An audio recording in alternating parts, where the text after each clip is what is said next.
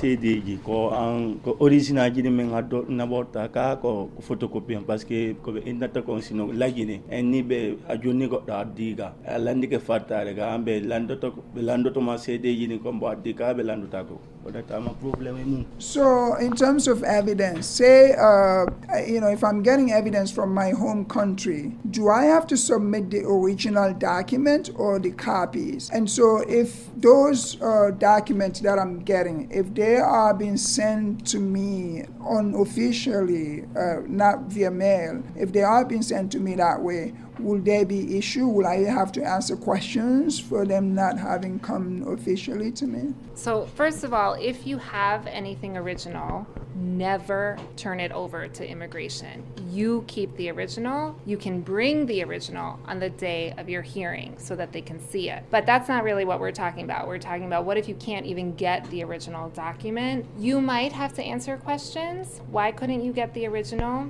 But unquestionably, a copy is better than nothing. But you should be able to explain why you couldn't get the original. There are probably reasons for that.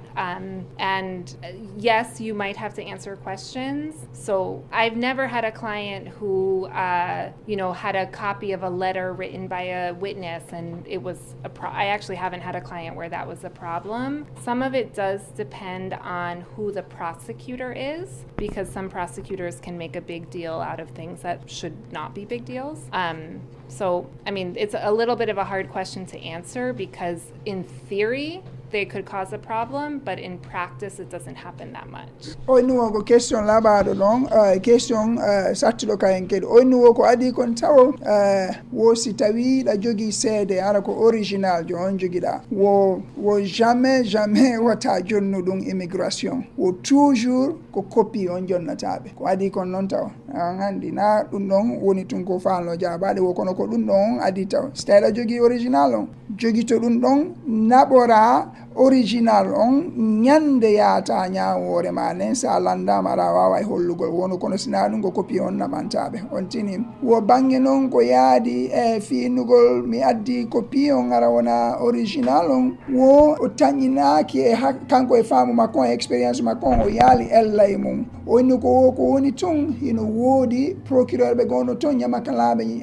laamu ngon wobbe mabbe be tiidina e dum arana ko haani tiidinede fiimum on tini so be innama o ba joni addal be to juge be innama on tigi addal non aren wadini wattitirini be lang be fuddo question gol stay konti go gonga mas ko fenane jon tini oni wo kono metti jaba gol parce que dum non no yaada ka particulier mo hawrondirda e mum on tini millanda langal tawi nder on témoignage tawi ara genre appel haran wawi wadde yewtidal témoignant on ara so tawi ɗa wawi mo noddugol o témoigna directement tawi noon kadi no gasiran. So in terms of evidence, this brother asked, is it possible to have a witness be called on the very day of the hearing so they can testify on your behalf? Is that possible? Definitely. If you want that, absolutely.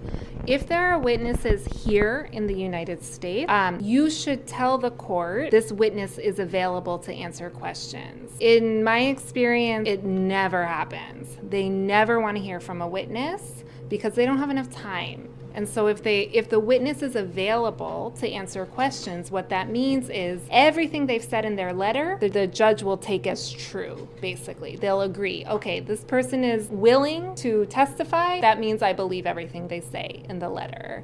But you absolutely have a right to present witnesses. And if you think they're important to your case, you should.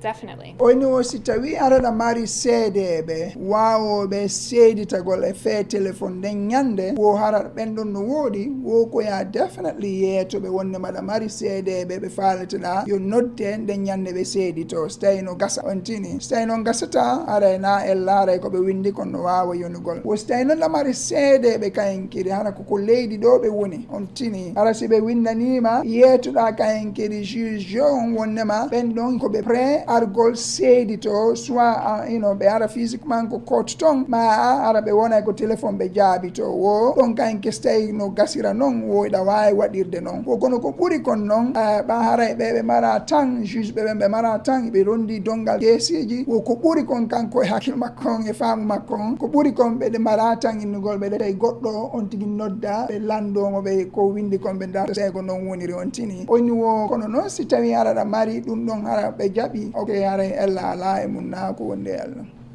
I think there was a little bit of confusion in terms of clarification. I think he's asking if they can call somebody like in the okay. the phone. Yeah. To I thought that's what I said. So fi ɓangingol tun ara mi ɓanginali nandi ko ɓe landi ko so tawi ara goɗɗo no wondi e leydi goo ara si on ɗon no wawa noddede ko ɗum o landi kono lan sigoro ko ɗum ɗon mi won. So that's much harder. On the phone, you can't do it on the phone. If somebody's on the phone, they have to go to the U.S. consulate in whatever country they're in and do it from there. So that's impossible, right? But now most people appear in immigration court through a video call. And so if the person, wherever they are, has access to internet and can connect, then yes, they can appear as a witness. You have to tell the judge in advance, right? The judge has to know this person is coming. And if you have a lawyer, the lawyer can help that happen. But so no by phone, but yes by internet. So o inni woɗo si tawi koko téléphone wo ɗum ɗon koko metti fino molana ɗum wo fi on ɗum tawi on tina ko leydi ɗo woni o gandi haray ko be on tigui immoya ko consulat Amérique haray ko ɗon si ɓe wawa noddugol on tigui si ɗum ɗon gasa ko hombo maren on tan waɗugol si waɗa ɗum ɗon handi ɗum na ko weeli fino ɗum gasata wo joni noon ko ɓuuri ko ñawoje ɗen eɗen yiide wondema koko internet wona waɗirede on tini si tawi haraɗa mari seedejo wonɗo e leydi goo iɗa faala nden ñande yo aro seydito iɗa wayetagol juge jon avant ñawore ma on andinaɓe wondema aɗa mari seedejo nokkel kaari mo faaleteɗa yo aru nden ñande tawe o seydito wo ɗon ɓaaray ɗum ɗon no weeɓi fii no weeli fii no gasira noon ko on tigui ara nataka en ken nden ñande ɗon o wona ɗon si ɓe faalamo landagol ɓe landomo kono innugol ko téléphone ɗum ɗon on ko golle molanade aray ok